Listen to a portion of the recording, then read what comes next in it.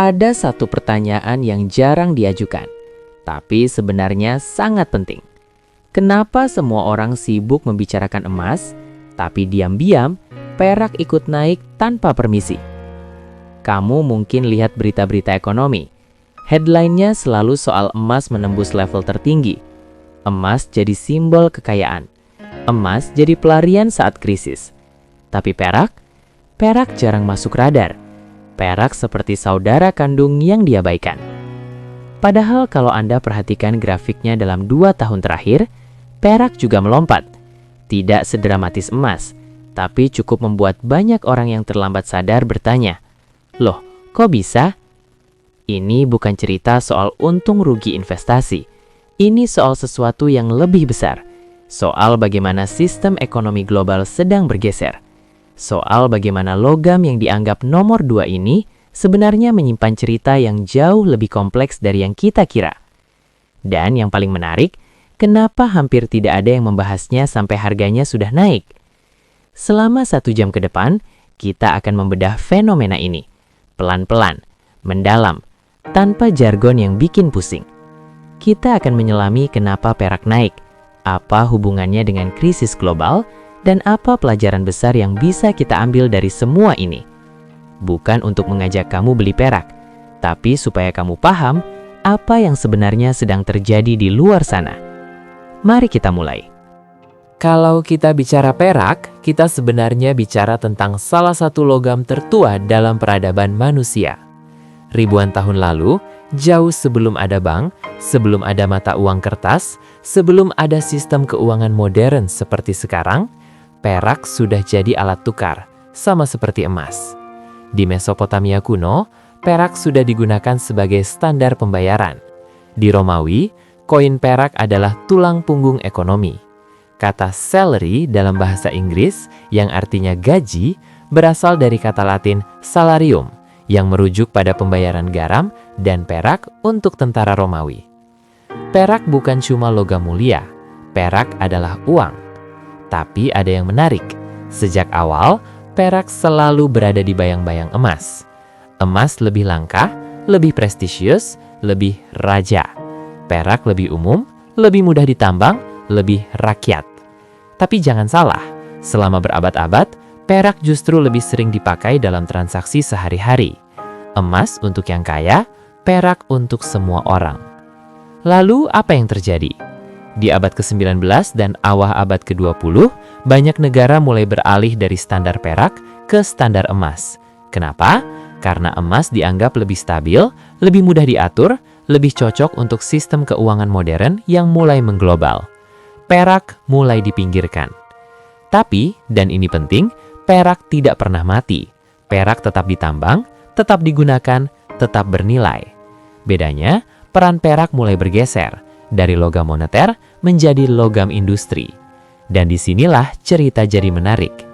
Karena emas tetap murni sebagai penyimpan nilai. Emas disimpan di brankas Bank Sentral, di bawah tanah Fort Knox, di lemari besi orang kaya. Tapi perak masuk ke pabrik. Perak jadi komponen kamera, peralatan medis, panel surya, baterai, sirkuit elektronik. Perak bekerja. Jadi sekarang, perak punya 2 wajah. Logam mulia sekaligus komoditas industri. Dan 2 wajah inilah yang bikin harga perak jadi sangat unik, sangat volatil, dan sangat menarik untuk dipahami. Sekarang mari kita bandingkan perak dan emas. Bukan untuk bilang mana yang lebih baik, tapi supaya kita paham kenapa mereka bergerak berbeda. Bayangkan begini, emas itu seperti tabungan jangka panjang Anda. Anda simpan di bank, jarang disentuh, fungsinya jaga nilai. Saat ekonomi goyang, Anda lihat tabungan itu dan merasa sedikit tenang.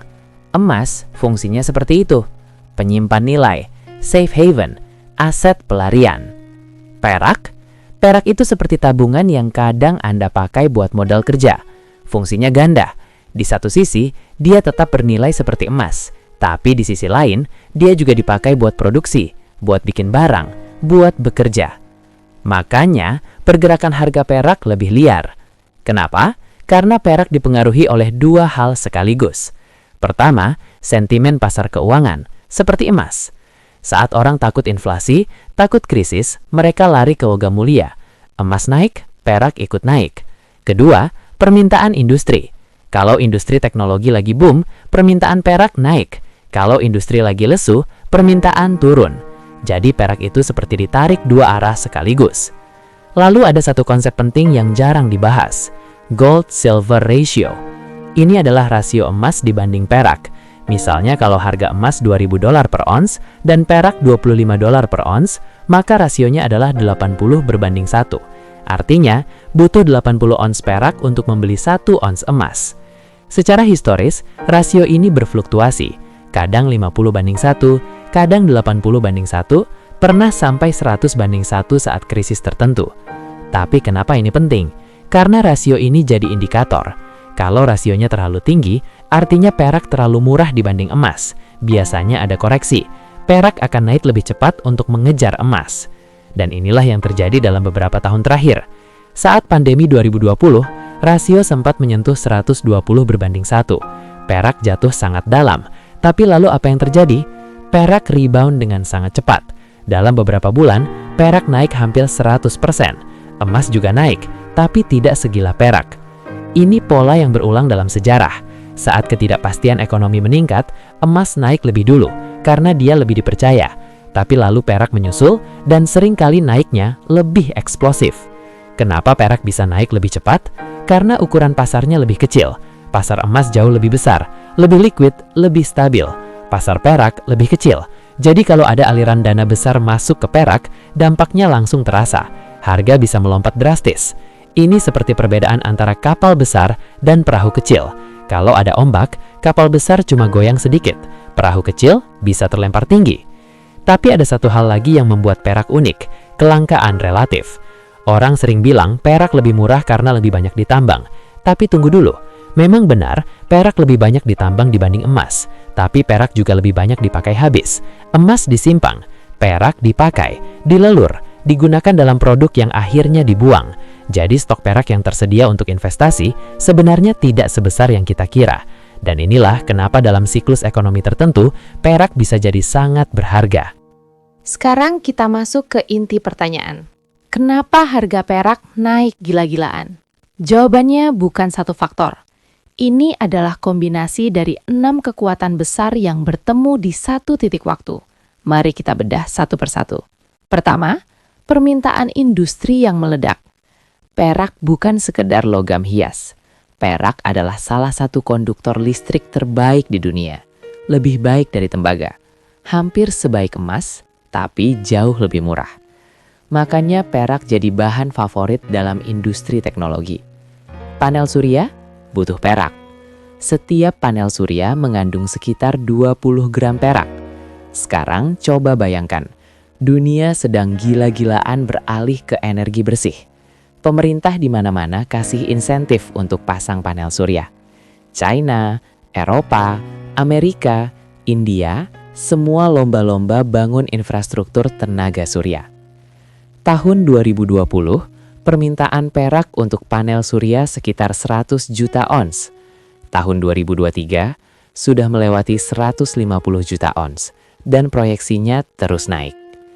Lalu ada kendaraan listrik atau EV. Mobil listrik butuh lebih banyak perak dibanding mobil bensin biasa. Kenapa? Karena sistem elektronik yang lebih kompleks. Baterai, motor listrik, charging system, semua butuh perak. Satu mobil listrik bisa butuh sampai 25-50 gram perak. Kedengarannya kecil, tapi kalau dikalikan jutaan unit mobil listrik yang diproduksi setiap tahun, belum lagi elektronik konsumen, smartphone, laptop, server data center, peralatan medis, bahkan sistem senjata militer, semua pakai perak. Jadi ini bukan lagi soal perak sebagai perhiasan atau koin. Ini soal perak sebagai tulang punggung ekonomi teknologi modern. Dan permintaan ini tidak akan turun, malah terus naik. Kedua, inflasi dan pelemahan mata uang. Sekarang, mari kita bicara soal uang. Sejak pandemi 2020, bank sentral di seluruh dunia mencetak uang dalam jumlah yang belum pernah terjadi sebelumnya. Amerika Serikat cetak triliunan dolar untuk stimulus. Eropa, Jepang, negara-negara lain juga sama. Tujuannya baik, selamatkan ekonomi dari resesi.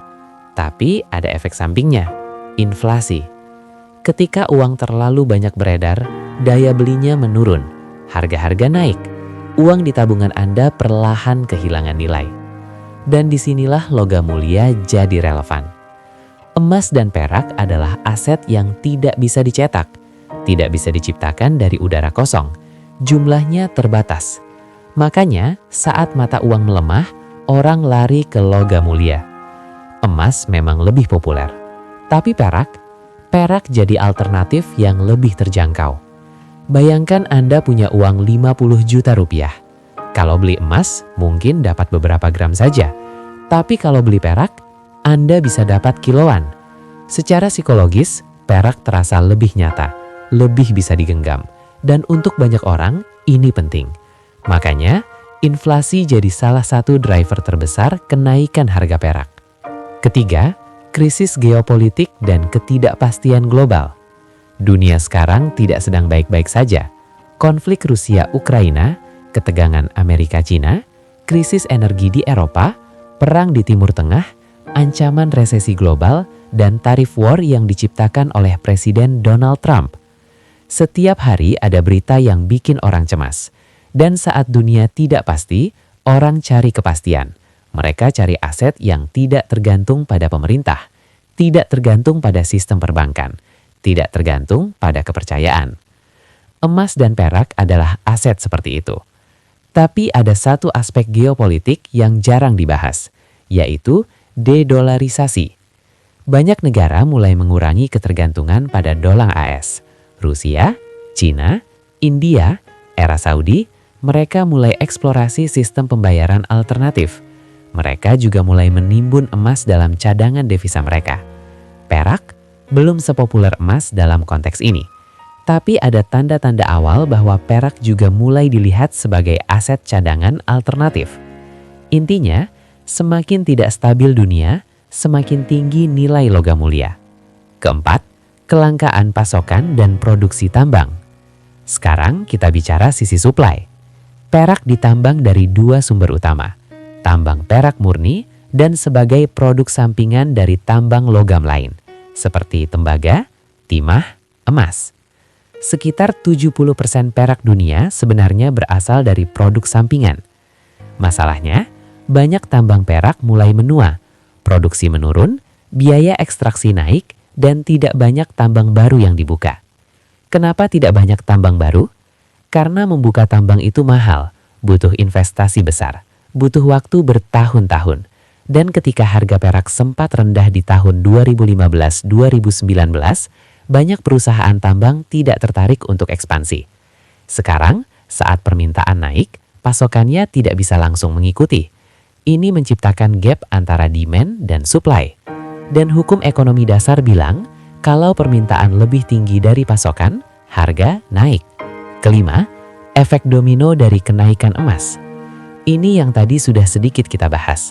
Emas dan perak itu seperti saudara kandung. Kalau emas naik, perhatian pasar otomatis juga tertuju pada perak. Dan emas sudah naik sangat tinggi dalam beberapa tahun terakhir. Banyak investor mulai berpikir, emas sudah terlalu mahal. Apa ada alternatif yang lebih murah? Jawabannya, perak. Jadi ada aliran dana dari emas ke perak. Orang yang terlambat masuk emas, coba masuk perak. Ini menciptakan momentum. Dan momentum di pasar logam mulia bisa sangat kuat. Terakhir, mari kita bicara tentang pemain besar. Dulu pasar perak lebih didominasi oleh industri dan investor retail kecil. Tapi sekarang, investor institusi mulai masuk. Hedge fund, family office, dana pensiun, bahkan beberapa negara. Mereka tidak beli perak sedikit-sedikit. Mereka beli dalam jumlah besar, jutaan ons. Dan ketika pemain besar masuk, pasar langsung bergerak. Ada juga fenomena spekulasi. Di pasar futures, banyak trader yang bertaruh pada kenaikan perak. Mereka tidak butuh perak fisik. Mereka cuma main leverage, main momentum. Ini bikin volatilitas makin tinggi. Harga bisa naik cepat, tapi juga bisa turun cepat. Tapi satu hal yang jelas, perak sudah bukan lagi pasar kecil yang diabaikan. Perak sekarang jadi perhatian serius di tingkat global. Jadi, 6 faktor tadi adalah alasan utama kenapa harga perak naik gila-gilaan. Tapi pertanyaannya sekarang, kenapa banyak orang baru sadar setelah harganya sudah naik? Ada satu pola yang selalu berulang dalam setiap siklus ekonomi. Orang baru tertarik setelah harganya naik. Ini berlaku untuk saham, kripto, properti, dan tentu saja logam mulia. Kenapa begitu? Karena manusia itu reaktif, bukan proaktif. Kita baru bergerak kalau sudah ada bukti bahwa sesuatu itu penting. Selama harga perak masih rendah, tidak ada yang menarik. Media tidak meliput, teman-teman tidak membahas, semua orang fokus ke hal lain. Saham teknologi, kripto, NFT, properti. Perak dianggap membosankan. Tapi begitu harganya mulai naik 20%, 30%, 50%, baru ada yang lirik, baru ada berita, baru ada orang yang bertanya, kok perak naik? Dan disinilah FOMO mulai bermain. Orang melihat grafik yang naik lalu berpikir, wah kalau dari awal beli sekarang sudah untung besar. Lalu mereka buru-buru masuk, tidak karena paham fundamentalnya, tapi karena takut ketinggalan kereta. Ini adalah psikologi pasar yang sangat manusiawi, dan ini yang membuat banyak orang seringkali terlambat. Sekarang, mari kita bicara tentang bias media. Coba perhatikan berita-berita ekonomi mainstream. Topik yang paling sering muncul apa?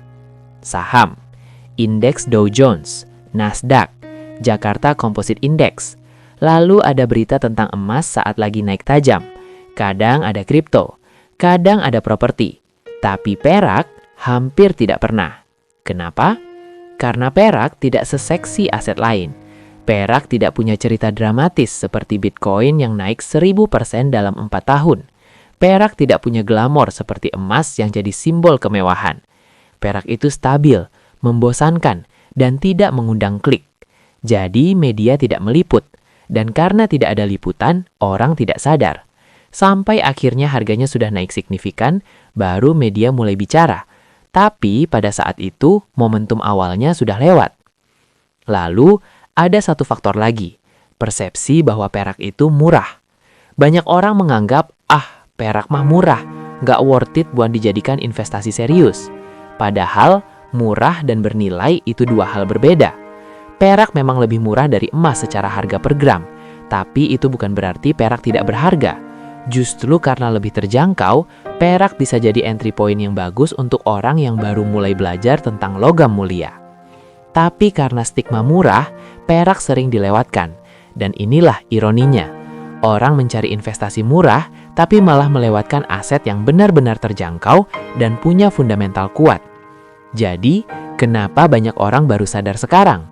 Karena mereka menunggu bukti, karena media tidak bicara, karena ada bias terhadap hal yang murah, dan karena FOMO baru muncul setelah harga naik.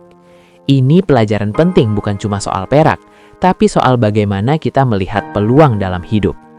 Peluang terbaik sering datang saat semua orang tidak melihat. Sekarang, mari kita bedah beberapa mitos yang sering beredar tentang perak. Karena banyak orang punya kesalahpahaman yang bikin mereka melewatkan informasi penting. Mitos 1. Perak nggak sepenting emas. Ini mitos paling umum. Orang berpikir emas itu raja, perak cuma pelengkap. Tapi kenyataannya, perak punya peran yang sama pentingnya, bahkan dalam beberapa aspek lebih krusial. Emas memang lebih langka dan lebih prestisius, tapi perak lebih berguna. Perak dipakai dalam kehidupan sehari-hari, di elektronik Anda, di panel surya, di peralatan medis. Tanpa perak, banyak teknologi modern tidak akan berfungsi dengan efisien. Jadi apakah perak tidak sepenting emas? Tidak. Perak penting dengan caranya sendiri. Emas adalah penyimpan nilai, perak adalah penggerak industri dan penyimpan nilai. Mitos 2. Perak cuma buat industri, bukan investasi. Ini kesalahpahaman lain. Memang benar, sebagian besar perak digunakan untuk industri, tapi itu bukan berarti perak tidak bisa jadi investasi. Justru peran ganda perak inilah yang membuatnya menarik. Sebagai logam industri, perak punya permintaan real yang terus tumbuh. Sebagai logam mulia, perak punya nilai intrinsik yang tidak tergantung pada sistem finansial. Kombinasi inilah yang bikin perak jadi aset yang unik. Investasi bukan cuma soal beli dan simpan. Investasi juga soal memahami nilai fundamental. Dan perak punya fundamental yang sangat kuat. Mitos 3. Naiknya cuma sementara. Ada juga yang bilang, perak naik cuma karena hype, nanti juga turun lagi. Memang perak itu volatil, bisa naik cepat, bisa turun cepat. Tapi kalau kita lihat tren jangka panjang, perak mengikuti siklus yang jelas. Saat ekonomi global tidak stabil, saat permintaan industri tinggi, saat mata uang melemah, perak naik. Dan kondisi-kondisi itu tidak sementara. Ini adalah tren struktural yang akan berlangsung bertahun-tahun. Transisi energi hijau tidak akan selesai dalam 1-2 tahun. Ketidakpastian geopolitik tidak akan hilang begitu saja. Inflasi tidak akan sembuh dalam semalam. Jadi naiknya perak bukan cuma hype. Ini adalah respon terhadap perubahan fundamental dalam ekonomi global. Tentu ada koreksi, ada turun, tapi tren besarnya tetap naik. 3 mitos tadi adalah yang paling sering aku dengar. Dan semuanya berakar dari satu hal, kurangnya pemahaman. Orang tidak meluangkan waktu untuk benar-benar mempelajari perak. Mereka cuma dengar sekilas, lalu membuat asumsi. Padahal kalau mau paham lebih dalam, ceritanya jauh lebih menarik dari yang terlihat di permukaan. Sekarang, kita sampai di bagian yang paling penting. Bukan soal beli perak atau tidak, bukan soal untung rugi, tapi soal apa yang bisa kita pelajari dari fenomena ini. Pelajaran pertama, perubahan besar sering terjadi di tempat yang tidak kita perhatikan. Semua orang sibuk lihat saham, lihat kripto, lihat properti, tapi diam-diam ada pergeseran besar di pasar komoditas, ada perubahan di sistem energi global, ada perubahan di cara orang menyimpan nilai.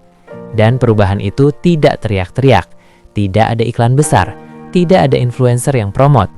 Perubahan itu terjadi pelan-pelan di luar radar kebanyakan orang. Perak adalah salah satu contohnya. Pelajaran kedua, diversifikasi itu penting. Banyak orang menaruh semua telur mereka dalam satu keranjang, semua di saham, atau semua di deposito, atau semua di properti. Tapi dunia itu tidak pasti. Satu sektor bisa anjlok kapan saja. Diversifikasi bukan berarti kamu harus beli semua jenis aset.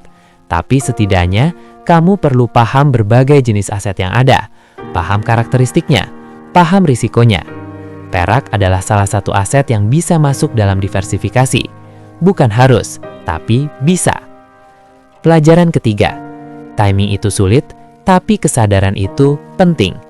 Hampir tidak ada yang bisa memprediksi timing yang sempurna. Kapan beli, kapan jual, kapan masuk, kapan keluar. Tapi kesadaran bisa dilatih. Kesadaran untuk membaca tren, kesadaran untuk tidak terjebak hype, kesadaran untuk tidak panik saat pasar turun. Orang yang sadar tidak akan berburu-buru masuk saat harga sudah tinggi. Mereka tidak akan panik jual saat harga turun. Mereka tenang, mereka berpikir jangka panjang. Mereka paham bahwa pasar itu naik turun, tapi yang penting adalah fundamentalnya. Dan pelajaran terakhir, uang itu alat, bukan tujuan. Banyak orang terjebak dalam mengejar keuntungan tanpa tahu untuk apa. Untung 10% lalu apa? Untung 50% lalu apa? Investasi yang baik itu bukan cuma soal angka, tapi soal ketenangan pikiran. Soal tidur nyenyak di malam hari karena kamu tahu asetmu aman. Soal tidak stres setiap kali ada berita buruk di ekonomi. Perak, emas, atau aset apapun, semuanya cuma alat untuk mencapai ketenangan itu.